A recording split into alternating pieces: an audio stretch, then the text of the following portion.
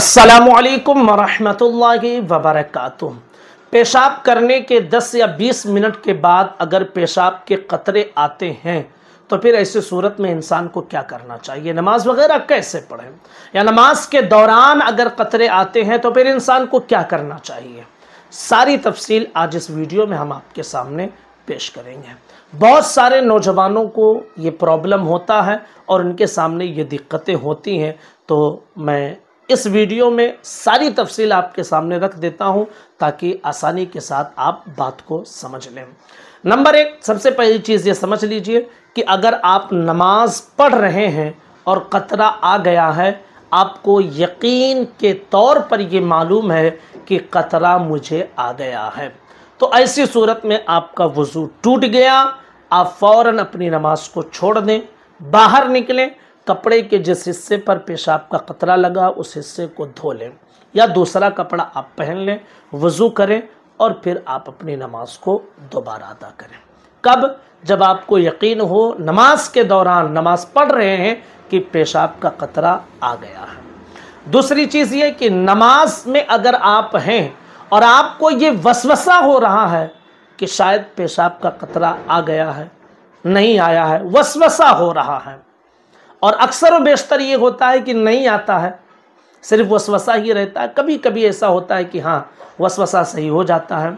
तो वसवसा अगर सिर्फ आ रहा है, यकीन नहीं है, तो ऐसे सूरत में आपको अपनी नमाज कंटिन्यू रखनी है।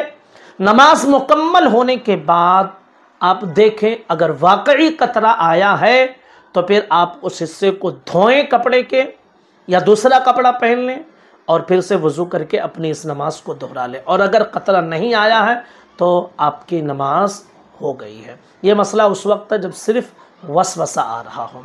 तीसरी सूरत कि बीमारी की वजह से इंसान को कतरे आते हैं और जो नमाज का वक्त है इस पूरे वक्त में उसे 10-5 मिनट का वक्त भी नहीं मिल पा रहा है कि वो इंसान अपनी नमाज अदा कर ले, तो फिर ऐसी सूरत में वो शख्स माजूर है शरीयत की नज़र में। मिसाल के तौर पर ज़ोहर का वक्त जो होता है, वो एक एग्ज़ाम्पल ले लीजिए कि 4 घंटे का टाइम है।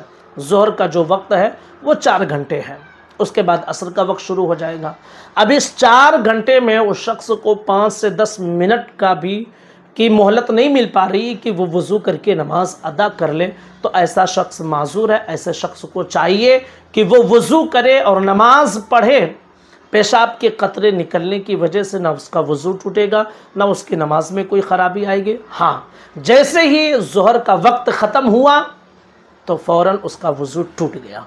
वक्त के गुज़रने से वज़ू टूटेगा, पेशाब के कतरे निकलने से उसका वज़ू नहीं टूटेगा। तो उसी हालत में वो नमाज पढ़े, उसकी नमाज हो जाएगी।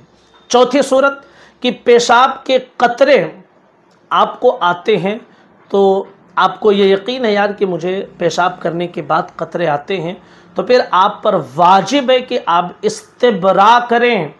इस्तिबरा का मतलब ये कि जैसे थोड़ी देर आप बैठ जाएं इत्मीनान के साथ, ताकि पेशाब की नालियों में जो पेशाब के कतरे रुके हुए हैं वो बाहर आ जाएं। इसी तरह खंखार लें आप ज़ोर से, ताकि ज़ोर लगे और पेशाब की नाली में जो कतरे हों वो बाहर आ जाएं। बाएं पैर पर ज़ोर देकर थोड़ी देर ज़ोर लगाएं ताकि पेशाब की नालियों में जो कतरा हो वो बाहर आ जाए। इस तरह इस्तिबरा अगर आप करेंगे तो पेशाब की नालियों में जो पेशाब के कतरे रुके रहते हैं, जो बाद में आते हैं, वो बाहर निकल जाएंगे। जब वो बाहर निकल जाएं, आपको इत्मीनान हो जाए, आप वज़ू करें और अपनी नमाज पढ़ें। अगर कोई शख्स ऐसा है कि यार पेशाब के 10 मिनट के बाद, 20 मिनट के बाद उसे कतरा आता है, तो अब वो क्या करें? तो भाई उसके लिए आसानी ये है कि वो पेशाब करने के बाद इस्तिबरा कर ले, खंखार ले, बाएं पैर पर जोर देकर बैठे, इत्मीनान के साथ करे, और उसके बाद में जब वो उठने लगे तो फिर रुई या टिश्यू पेपर या कोई भी दस्ती, रुमाल, कपड़ा पेशाब की जगह पर लगा ले। और चूँकि 10-20 मिनट टॉयलेट में बैठ के करेगा क्या आदमी, बाहर निकल जाए, चले फिरे। आमतौर पे चलने फिरने से जो कतरा फंसा हुआ रहता है वो निकल जाता है, तो वो निकल जाएगा और उस रुई में या टिश्यू पेपर में या कपड़े में वो लग जाएगा। उसे आप निकाल कर फेंक दीजिए और उसके बाद वज़ू करें, वज़ू करके नमाज अदा कर ले। इस तरह आपके कपड़े पर पेशाब के कतरे नहीं लग पाएंगे। तो ये पूरी तफसील थी जो हमने आपके सामने रख दी है। उम्मीद करता हूँ कि बातें आपके सामने क्लियर हो गई होंगी। गुजारिश है इस वीडियो को शेयर ज़रूर कीजिए। अस्सलामु अलैकुम व रहमतुल्लाहि व बरकातुहू।